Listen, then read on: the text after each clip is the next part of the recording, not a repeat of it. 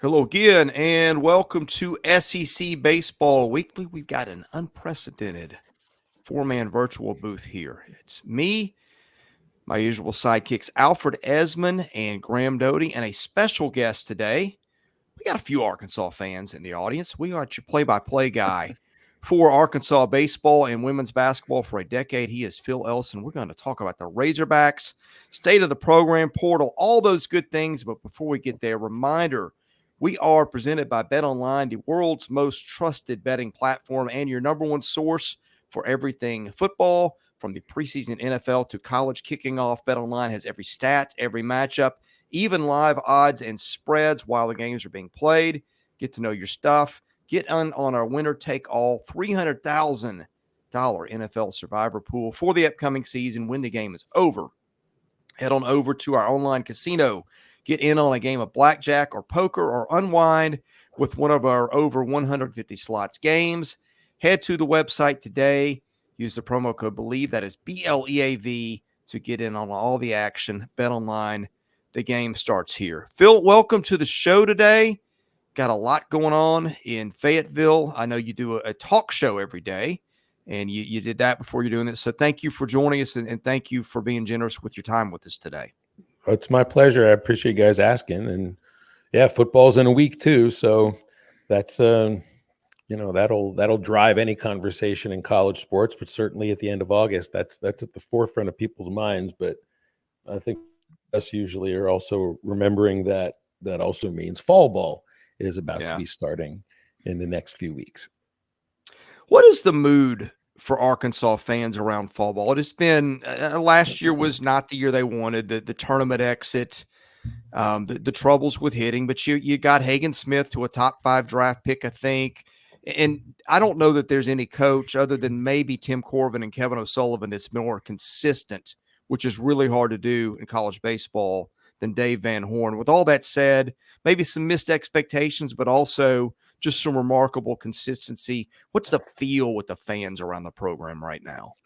Well, the consistency has been all regular season consistency, and there, I mean, for a chunk there was a string of postseason successes too, with visits to Omaha in 2018, 2019, and then in 2022, and coming really close in 21. And it's just, I think the last couple of years have been frustrating in that they haven't been able to get out of a home regional, which just doesn't make a lot of sense for a program that is dominant at home in the regular season. Not just good in the regular season everywhere they play, but truly dominant at home. They've lost one series at home in the last 2 years, but also losing 2 home regionals. So I think there's some, I mean, is anxiety the proper word in this case?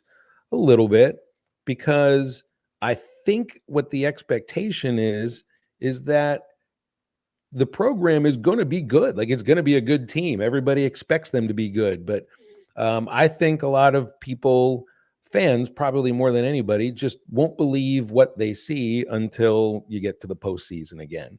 So I think there's some skepticism, not about having a good team, but just believing that they'll be good when they need to be in the NCAA tournament.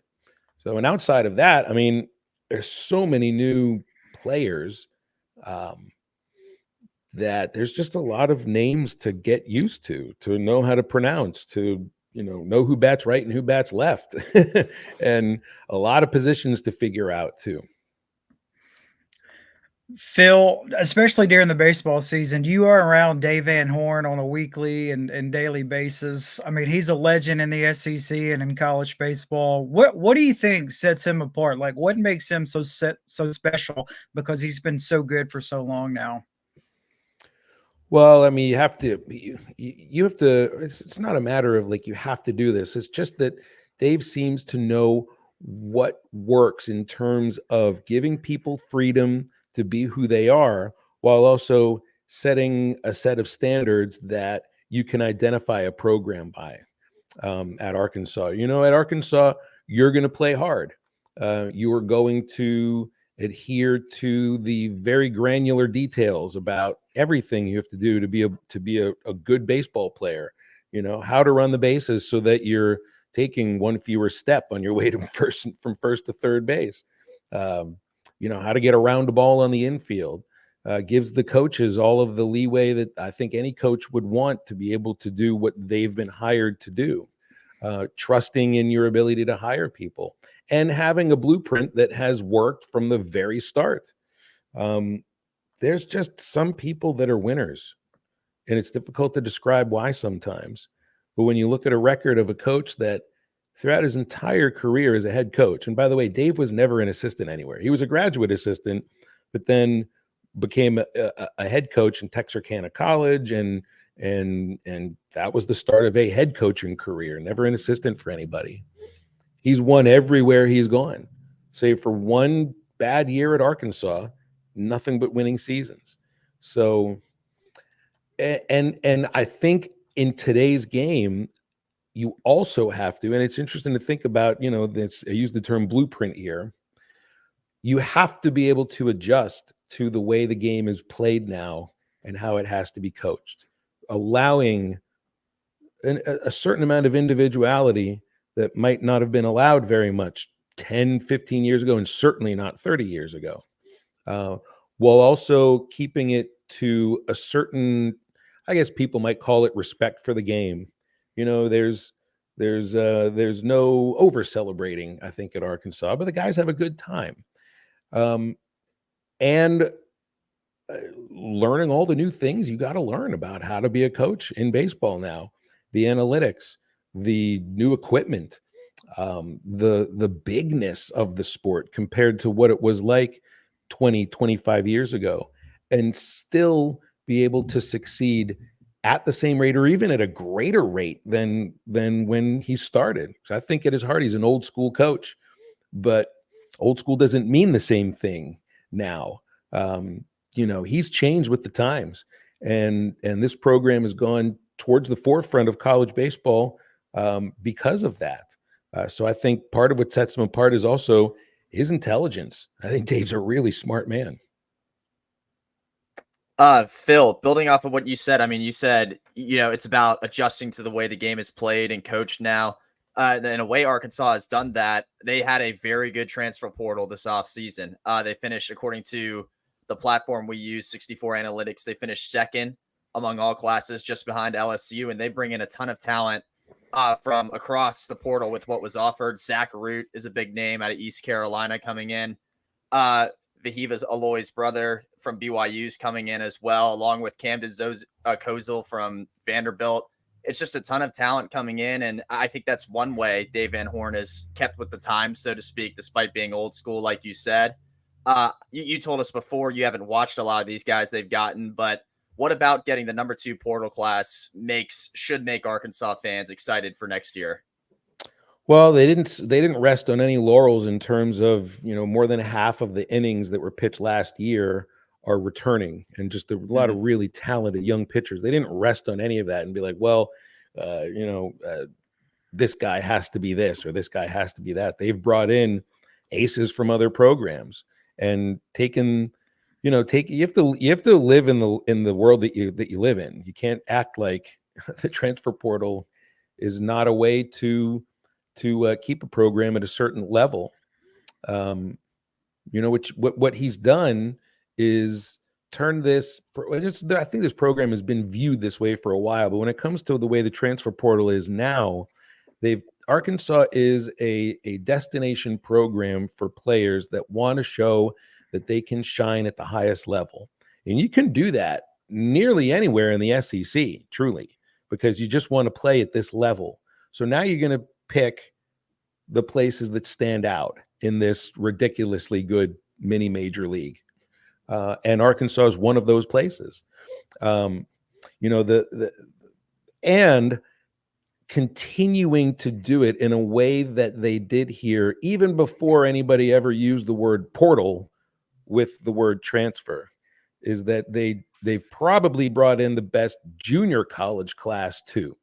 So, and all the coaches at Arkansas Matt Hobbs, Nate Thompson, Bobby Warnes, and Dave Van Horn all have connections. They either played in junior college or coached in junior college.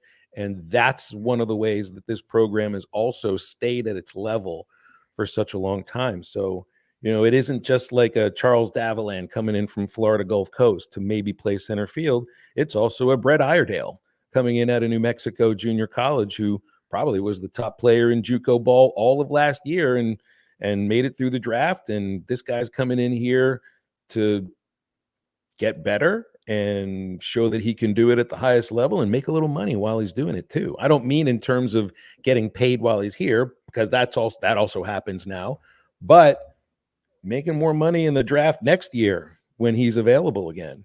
So they basically have a whole, you could make a full team out of what they brought in from the transfer portal. Everything, outfield, infield, catcher, pitching staff, starters and relievers. So they've really bolstered the starting rotation. Gabe Gackle has everything you want to be a Friday night pitcher as a sophomore next year as a returner, but they haven't just said, okay, this is going to be our Friday night starter, and that's just the way it is. We just have to develop, and hopefully he improves. So you bring in a guy like a Landon Beidelschies from Ohio State, and Zach Root from ECU, Aiden Jimenez at Oregon State, who I think was going to be in their rotation until he had an injury this last year. That's a full rotation right there. You add that to Colin Fisher, if he is able to come back from his injury healthy, the Gabe Gackle. There's another pitcher I'm thinking of that I got to make sure I get his name right. Hunter Dietz, big hard throwing left-hander who just was never able to really get it going last year. But he's got everything that you would think to be a weekend starter next season. And I also think what they've tried to do, and I think he's talked about this a lot, is looking for athleticism through the portal. Not just we're going to bring in a bunch of power hitters, or we're going to bring in, a bunch of speed guys. I think they've looked like they've brought in a lot of versatility, also in terms of the positions that some of the infielders can play. So there's you say a little bit of everything in this portal class, but there's actually a lot of everything in this portal class. Well, and he also brought in two kids out of high school that were considered top 150 draft prospects. We're talking Carson, Wiggins, and Cole Gibler, who presumably would add to their rotation depth too. I don't know if you know much about those guys, but it's just remarkable to me because, hey, they're competing on the money side there too with MLB. And the top 150 kids are really tough to get through the draft. I mean, I'm presuming he was able to make a sell that, hey, you guys can come in next year and fit right in too. Well, with Wiggins, his brother Jackson was a Razorback too. And so that, I think, I'm not saying he just planned on coming here and not going in the draft. He knows what these coaches are like. He's already had a relationship with Matt Hobbs for a good long while now. Gibler, I don't know very much about, but I do know that these guys have the example of Hagen Smith right there in front of them from this last year. I mean, Hagen was top 150 coming out of high school as a 17-year-old and probably could have made upwards of, $1.7 million have been a good payday. He signed for $8 million after dominating this last year. I mean, you can't have a better example than that. Right. It doesn't work for everybody, but it certainly can work for some guys, and it was right there for them. So I think when you look at it that way, I'm not surprised those two kids made it through the draft, especially Wiggins, because he would know Hagen. Hagen and Jackson were teammates together. And Hagen's a great example, not just for the money that he made, but how to go about it, how to come in and be willing to work and do whatever the coaches ask for you. I mean, Hagen Smith started, relieved, closed, piggybacked, everything over a 3-year career and showed himself to be a really valuable teammate, a great pitcher and a great teammate. So that's another example for them. But you're right. I mean, getting those two guys, it's only so many innings that are available. There's going to be a lot of guys battling for those innings. And it's the same thing as far as the position players. Because I think there's 51 or 52 players that they'll have in fall for a roster that they got to cut down to 40. And then, oh, by the way, we got to get down to 34 the next year. So yeah, it's amazing. Phil, you spent a lot of time in minor league baseball as well. I'm curious, how would you compare and contrast life in minor league baseball to the SEC, on the field and off the field? Well, you get all the niceties in the SEC now. At least at Arkansas, you do. The creature comforts. It feels like first-class travel. I mean, it's not bus travel. You're staying in nice hotels, and they're getting a decent per diem and everything. I think, and I haven't worked in minor league baseball for 10 years, but I spent about 25 years in the minors, and I rode a lot of buses. And I mean, I was getting $15 a day meal money when I first started, and so were the players. It's a lot better to be a minor league ball player now than it was. These guys were taken advantage of for a long time. Mm-hmm. And the front office too. Front office too. That's Yeah. right. You kind of did know what you're getting into, and I'm glad that the players are getting, I think, what they deserve now. That also goes along with fewer players, fewer teams, and that was to be expected. The level of sublimity. I left the minor leagues. I love minor league baseball, but it became a little bit of a grind, and I'd filled in for some Razorback baseball games when Chuck Barrett was still the voice of the team, when he had basketball responsibilities. And that's when I would like go. I was there for a couple opening days, and it was like February games, and there's 11,000 people there, and I'm like, whoa, did I miss the boat on college baseball? Because I grew up in Pittsburgh. Like, we didn't even know Pitt had a team, and we were all Pitt fans. And we all love baseball. It's just you never thought about college baseball. Moved down here to do minor league baseball for the Travelers, the AA team in Little Rock, and you get introduced to college baseball. Like, oh my gosh, this is like the American League East, but it's in the South. That kind of support, you'd get. I mean, if you put 35,000 seats at Bowen Walker, you did the same in Oxford, you did the same at LSU, you did the same in Mississippi State, we'd have some crowds like that. I'm not kidding. So it's like the major leagues in that level of support and the kind of criticism that goes along with it for everybody that's involved in it, the players, the coaches, the broadcasters, the writers, everybody, because there's passion involved in that. And that passion is difficult to find in the minor leagues, where it's 140 games and your roster changes continuously, and you feel like your existence is more about the success of the major league team than your team that you're with right then and there. And that's the truth, and that's okay. And minor league baseball is a wonderful institution, but winning seems to matter more here. And so you have to play the game that way. It's, you're playing to win rather than playing to develop and playing to, for these guys to learn situations so that 2 or 3 years later, if they ever get a chance in the major leagues to put down a sacrifice bunt, that they might have had a chance to do it when it mattered again. So, but on the other hand, I also say this: when people tell you that the level of play from the SEC is akin to AA baseball, that might be true once to twice a week. That's not true every game, because the level of play at AA is more consistent than it is in college. And the floor, like talent floor, is a lot higher than it is in college baseball. It's just sometimes you get a Paul Skeens or a Hagen Smith or a Jack Caglione, and some of these guys don't spend very much time in the minor leagues. It doesn't necessarily mean that makes that Major League Baseball at that moment. Those guys are going to have to develop. They're not major league players at that time. So, but I do think it's a little more enjoyable because it feels like they're playing to win and they're coached for that purpose. So I honestly couldn't imagine. I love minor league baseball. I still go to Travelers games. I go to Naturals games when I'm in Northwest Arkansas. But I think I'd like to do that as a fan instead of as a broadcaster now. When it's a Tuesday in late August and there's 800 people there. Right. I remember those days. Well, and again, I'm not saying this with any I don't mean any disrespect towards the minors. I love minor league baseball, and it meant a lot, and it still means a lot. But we're on like 16 stations for Razorback baseball, and the Travelers are on one station.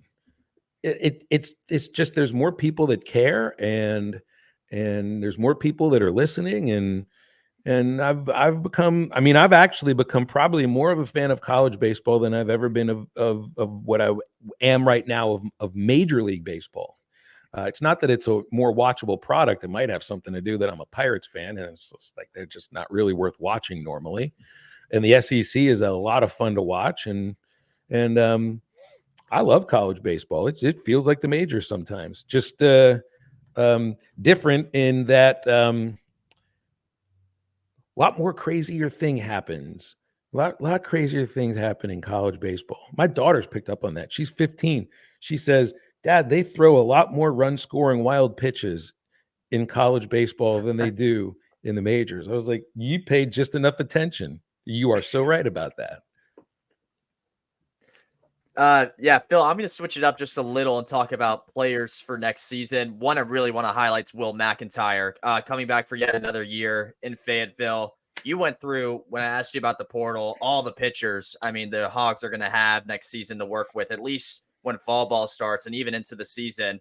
Will McIntyre is the head honcho, I think, as far as experience goes for this team, at least in the pitching staff department. What is his impact going to be like for next year, you think?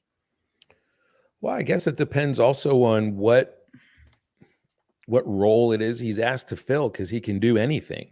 Like I don't think he'll be a starting pitcher just because there are too many other options. It's not to say he won't have to start at some point. And if they need him to do that, he can do that. I think he'll have the role he had this year. I just don't think that they'll lean on him as much as they did in February and March. Some of that will depend on the health of the rest of the pitching staff and who emerges in certain spaces. But there are more pitchers that are, I think, ready to take up some of those middle innings that he did take up last year, or even the back end of the game as well. But he's just such a great story. He's like the reverse, the opposite of Hagen Smith. You know, in terms of, like, Hagen would have been recruited by everybody and anybody and was ready to sign a contract, could have signed as a first rounder coming out of high school. And he was given the ball his first weekend as a starting pitcher for an SEC team.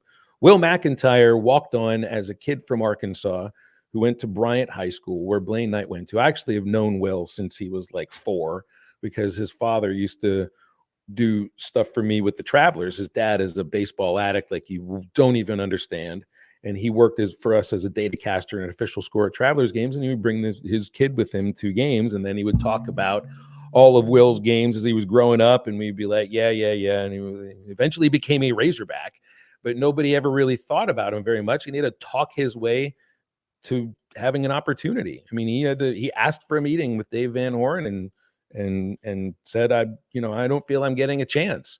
That's a pretty ballsy thing to do. And I think Dave Van Horn appreciates people like that. And that's how he pitches as well. And he's a really good example of what it means to be a Razorback too, which, when you have a portal class that's this many kids, and none of them are from the state of Arkansas, and there are fewer and fewer by percentage, I think, players at Arkansas that are from the state. And this means something for the rest of the teams on campus too. There's a meaning to being a Razorback that is difficult to understand if you haven't lived here or grown up here. And like, it's nothing against like Brett Iredale, who I'd mentioned before, or Logan Maxwell. Maxwell might know because he came in here with TCU. He's been to a game at Baum. Rocco Peppi from Fresno State. I don't think he knows. He might not know where Arkansas is on the map. You know what I mean? Will McIntyre embodies passion for the program, for the Razorbacks overall. And I think that, you can get a little pie in the sky with the meaning of that. But I think at Arkansas, to have somebody that has lived through this his entire life and bleeds this program. I mean, he could have just gone, try to start his career, start a family, but I think he just wants to squeeze every ounce of juice he can out of being a Razorback as he possibly can. Like, he's one of those people that might have grown up and they'll say, my dream was to be a Razorback. It wasn't to be a St. Louis Cardinal. It wasn't to be a Yankee. It wasn't to pitch in the major leagues. It was to pitch at Arkansas. And that, I think, means something. Phil, last round, I do have two for you. I'll split them up. I'll start with the first one. Hagen Smith's name's come up a couple times. And when I was watching him do what he did last year, with college baseball, the average ERA was over 6 or whatever. I kept thinking, like, this is like watching Pedro Martinez when he was carving up guys in the late 90s when you couldn't get anybody out, and he was still posting ERAs under 2. And I mean, how remarkable upon reflection was his season given the context of the offense in college baseball? It's funny that you brought up that comp, because one of the most amazing games I ever saw was, it would have been in '99 at Fenway Park, and I'm sitting near the pesky pole. I've been there for 2 games. This is the last one. And it was the Red Sox against the Braves, and Pedro Martinez struck out, I think it was 16 hitters. And it was just like, that's a good team he was pitching against, too, the Braves in '99. I was like, how is he doing this? And that's the same way I felt watching Hagen Smith pitch against Oregon State that second week at the Rangers ballpark when he struck out 17 batters, including, this is amazing, 15 strikeouts in the first 5 innings. Like, what? How did that happen? And it wasn't a bunch of slappies. It was against Oregon State. That included the top overall pick this year. He struck out Trevor Bazana 3 times in a row. And he kept pitching like that. It was truly remarkable. And I've seen, I mean, that was the same way that we felt watching Kevin Kopps in 2021 as truly a Superman, and having an ERA that was under 1, and thinking, no, these things are not supposed to happen. I don't remember what Hagen finished at, but I think it was over 17 strikeouts per 9 innings for a whole season. Yeah, the sky's the limit for him. He's so smart. He's just, and we think about, he strike guys out. He was throwing 100 miles every once in a while. His slider is his best pitch.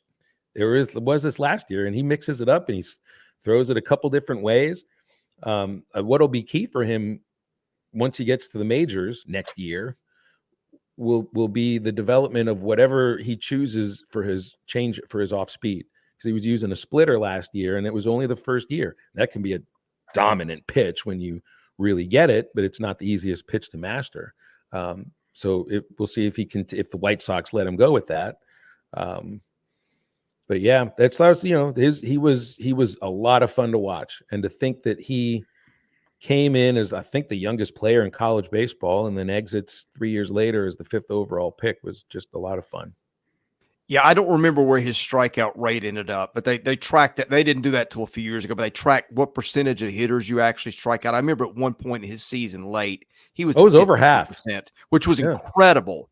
I mean, because sometimes, like, strikeouts per 9, if you're wild a little bit, you can kind of pad those numbers a little bit. But I mean, the strikeout rate is the truth, and his was, I mean, it was just otherworldly. But last question I've got before I give each of these guys a shot.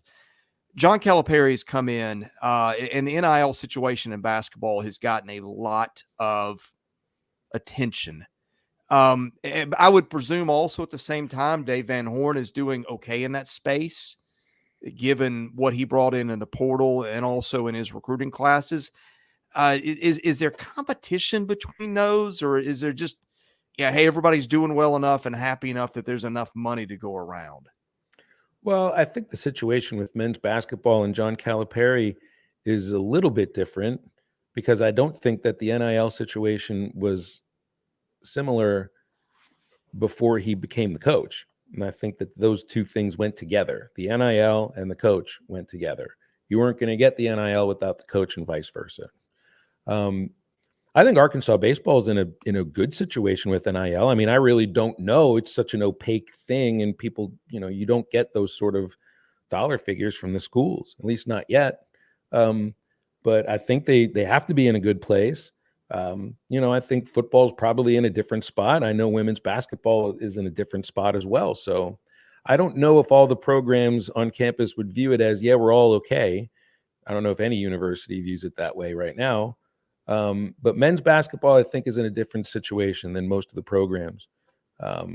But with Arkansas, the program is in a place where they've done all of their construction, at least that I can imagine for now, before this massive change that we're about to undergo in college sports within the next year. They have a really good group of coaches in place, and it doesn't feel like there have to be like major expenditures necessarily on baseball right now. So fundraising would be the next thing. And I don't think you put a class like this together, if you're not in a good place with NIL. Phil, not to bring up any bad memories, but I want to talk to you about 2018 Omaha, Oregon You didn't State. even need to tell me that that's what you wanted to say if you started it like that. Yeah, I can't tell. I was thinking about you so much in that situation, just how much of a gut punch that would be. Like, how often does that come up with fans and conversation, or is that something that nobody wants to talk about in Arkansas? There are always these interesting moments throughout the season. Any pop-up along the first base line in any game, whether it's home or road, you can't help it. Like, no, that was sort of the play. Not all pop-ups behind the first base line, by the way, are equal. I think the ones in Omaha with all that foul territory are a little different than most, especially ones that could end a season. But yeah, it's like the thing nobody wants to talk about, but everybody knows when you see one of those pop-ups. Yeah, and you would say, all right, so you got to find a way to move past all of that. But there's just been 3 schools that have won national championships for the first time since that. And they've all been teams that Arkansas has had success against, either the year they played them or in the years before that. And it's not like Arkansas has fallen off, but they just don't have that national title. And I mean, it sucks to think about it and remember it, but it's part of the program. But I'll tell you what, it will make when the program does win the Natty, because I think they will. I do too. I'm not saying it's this year. I don't make those sort of projections or predictions. I just know what kind of a program this is. And if you're good in the SEC every year like this, you can win a Natty, because it ain't just a one-off thing. So when they do win it, it will be the most cathartic moment in college sports that I can imagine. And that people living through that 2018 and then the aftermath of it, the 6 years since then, will I don't know what it'll feel like, but I know it'll feel like something, and I know it'll happen. Phil, my last thing for you, I talked to you about McIntyre. The one other guy heading into next year returning I want to talk about is Vahiva Aloy. Came in the year before this past year from Sacramento State, was a phenomenal hitter there. Batted almost 400, had an on-base percentage of over 400 while he was out in California playing. He comes to Arkansas and still a great player by all stretches. Just kind of had like a welcome to the SEC type of moment, and those averages dropped a little. I think it's going to pop back up, and I personally think he has a chance to be one of the best hitters in the league this next season. What's your outlook on him heading into 2025? I think Vahiva's got a chance to be a first-round pick and put up big numbers this next year. First of all, playing at Sacramento State and in that league, that's a hitter's league, and that's a hitter's ballpark. I've been out in California and in the Pioneer League and the California League, and that is a hitter's side of the country. So, I don't know if you can trust the numbers that you see out of that, which also makes the season he had this last year maybe a little more impressive than people want to give it, because there was a drop in batting average like that. I think when I saw just little clips of what he was doing in the Cape, and it's before he shut it down in the Cape, he was on fire. I know they asked him to work on shortening his swing and a little less movement in the swing, and it looks like he was doing that. People are going to ask for all kinds of change in approach in some ways. I'm not saying the coaches are, but fans do, because he's a free swinger. You're going to be a little careful sometimes about hoping that somebody that is a free swinger doesn't swing freely, because mindset is big for somebody that has had a good 2 years. But he doesn't need to be as free of a swinger as he is.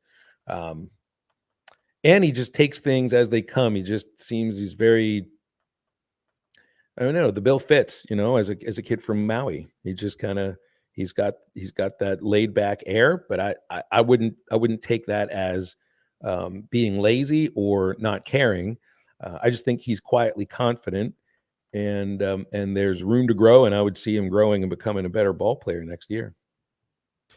Phil, thank you so much for joining us. It's been a terrific interview, great insight into Arkansas baseball. I know you got a daily radio show, I guess, and of course your duties is Razorback play-by-play guy for baseball and women's hoops. Tell folks out there where they can find your work, please. The Daily Show is 11 to 2 on ESPN Arkansas. I host it with Matt Jones, who was the former Arkansas quarterback and Jaguars wide receiver. And it's on hitthatline.com. And yeah, I've been doing the women's basketball broadcast for 10 seasons, baseball 10 seasons, and about to start my 4th year hosting the football pregame, which starts in a week against UAPB. So yeah, we can get all this, boring, slow moving summer out of the way and get back to college sports now. All right, Phil, thank you so much for joining us. I'm with you. Arkansas is going to get one at some point. Program's too good. Dave Van Horn's too good of a coach. The rosters are too good year in and year out. And hopefully before that happens, we'll have you on again. But I promise you, when it does happen, we want to spend some time unpacking with you. So let's hope we get to do that. All right. Well, we'll make a date without knowing the date just yet. All right. That is Phil Elson, play-by-play guy for Arkansas baseball and women's basketball. All right, gentlemen, let's talk a little bit about Alfred. I think we had one more thing on the agenda to talk about that's newsworthy. So let's grab that before we get out of here. Yeah, relating it back to the SEC tournament. We talked about the new format coming in, and we're going to at least see that new format through 2028. The SEC announced earlier today that it will remain in Hoover, the SEC tournament, through 2028. I view this as a great thing. Pretty straightforward, simple. Hoover does a great job with the tournament every year. When I went this past year, it was nothing but fun the entire day, just a full day of baseball. Tons of different fans and people there. Got to talk with a bunch of different people.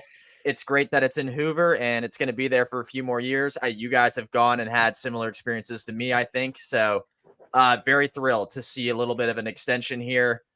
Maybe it could have been longer, but maybe they want to see how this new format works before they extend it years and years down the road. But nonetheless, more years in Hoover is always a good thing. So the SEC tournament's still there through 2028. Alfred, was that your first time to the tournament? It was, yeah. Okay. Yeah. There's nothing like it. I have family that lives in Birmingham. So when I was in middle school, high school, we would go over every year, stay at my aunt's house, go to the Hoover Met, and that's just what we did. So there lots of fond memories at that ballpark. They do a fantastic job. I think it's going to be at the Hoover Met for a long time for a lot of reasons. One is everybody in the SEC office, they like leaving the office and then just driving over to the ballpark, like people actually that work for the SEC in Birmingham. And then two, like this is a big one, parking and RV, they have the space for it. Yeah. A lot of these other ballparks that you hear, like Memphis, that's never going to be an option in Memphis. Yeah. Same with Nashville, Jacksonville, whatever other minor league ballpark you want to think of, parking is just going to be a nightmare. It works. It fits in Hoover. That's really the big thing that the Hoover Met does now. The Barons don't play there anymore. And so the SEC goes all in and the Hoover Met, and it's been phenomenal and a staple for decades now. Yeah, like living in Nashville, selfishly, I'd love to see it here. But that and the minor league ballpark here is beautiful, but it also, the press box is maybe as big as this home office I'm in. I mean, Right. they would have to do a lot of stuff and then be like that other. Yeah, Alfred's laughing, but I'm not kidding you. It really is. Because the Hoover Met press box is in, like, if you don't know, it's huge. Huge. It is Well, there's enormous. multiple It is press massive. boxes. Yeah. Right. And there's room for every, and like this year, like I thought media attendance really took off, but there was room for everybody. And in a time where you just don't have many traditions, right? Like rosters are different every year, and you're seeing these rivalries go away as, UCLA leaves the Pac-12 and is in the Big Ten and all the stuff that comes with college sports. You go to Hoover every year as a media guy, and you know exactly what you're getting. You're going to have room to do your job. You know where the press conference is. It's easy in, it's easy out. It's like sometimes you're going to a press conference and you're just rushing to get there and fighting the people and hoping to get in before the coach speaks. No, it's all laid out. It's all easy to do our jobs. You know that, at noon on Tuesday, we're going to get barbecue from Dreamland or whatever. They're going to have the fridge stocked with golden flakes. Yeah. And ice cream and all that stuff. I mean, all the things that we must have as media guys, but all that to say, the people, they just do such a good job with it. And that's almost one of those, and I know Alabama isn't the biggest state for baseball, although that's picking up, I think, with Alabama, getting a little bit better, and Rob Vaughn and Auburn, when Auburn's good, they'll show up too. And I think Thompson's done a great job, but people show up. It's convenient for LSU. I mean, I just think that's kind of one of those. Mississippi schools absolutely show up when it's going well. That's kind of one of those. It's not broken. Why fix it things? And that's what you're glad to see a place that does it so well continue to get the opportunity to earn the business, because it means a lot to the folks that put it on. Yeah, it really does. And I mean, I'm pretty sure the city of Hoover owns it now, so there's not that many events that go there. And so, again, like I said, they go all in on the tournament and they nail it. And if you never been, I highly recommend going, because there's nothing like it. Yeah, it is. You get to see. I don't know what ticket prices are now, because I've always done it with credentials, but I don't think they're that bad. You get to see so many future major league players while you're there. I mean, you can just park in your seat all day. If you got kids, like I know somebody said, hey, there's Jack Caglione signing autographs, over where Florida's practicing. And you'll see an occasional random major leaguer there. There was Alfred, I can't remember who it was. There's a Rays pitcher that just showed up that pitched a couple years ago. It was like an all-star level guy. Like, you never know who you're going to run into at that event. It's just if you have never been, even if you're a borderline baseball fan, you can go to that event and it'll make you a little bit more of a fan. Yeah. Maybe Jeff Kent will be there.